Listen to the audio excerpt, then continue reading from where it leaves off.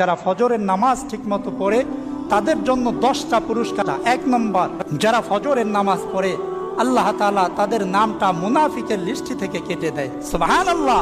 2 নম্বর, যে ব্যক্তি ফজরের নামাজ পড়ে তার দিনটা শুরু করে সারা দিনের জিম্মা আল্লাহ তাআলা নিয়ে নেন, সুবহানাল্লাহ। 3 নম্বর, যারা ফজরের নামাজ পড়ে তাদের পক্ষে ফেরেশতারা সাক্ষ্য দেয়।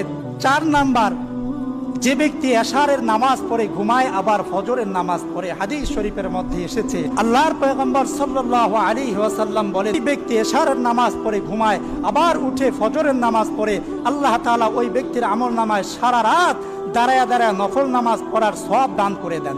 5 নম্বর, যে ব্যক্তি পায়ে হেঁটে, গাড়ি দিয়ে না, পায়ে হেঁটে মসজিদের দিকে গমন করে ফজরের নামাজ পড়ার জন্য, কিয়ামতের ময়দানে আল্লাহ তাআলা ওই ব্যক্তিকে আরশের নিচে ছায়া দান করবেন।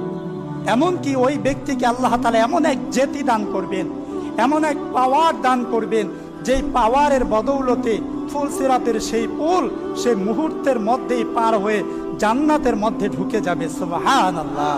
6 নম্বর, যে ব্যক্তি ফজরের নামাজ পড়ে আল্লাহ তাআলা তাকে জান্নাতের সবচেয়ে বেশি নিয়ামত দান করবেন, সুবহানাল্লাহ। 7 নম্বর, যারা ফজরের নামাজ পড়ে কিয়ামতের সেই কঠিন ময়দানে আল্লাহ তাআলা নিজেই তাদের পক্ষে সাক্ষ্য দান করবেন।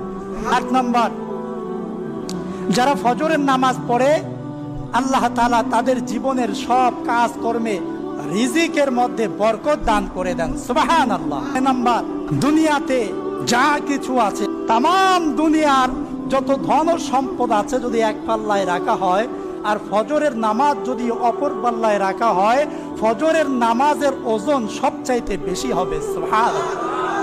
10 নম্বর, যারা ফজরের নামাজ পড়ে আল্লাহ তাআলা তাদের অন্তরে শান্তির বাতাস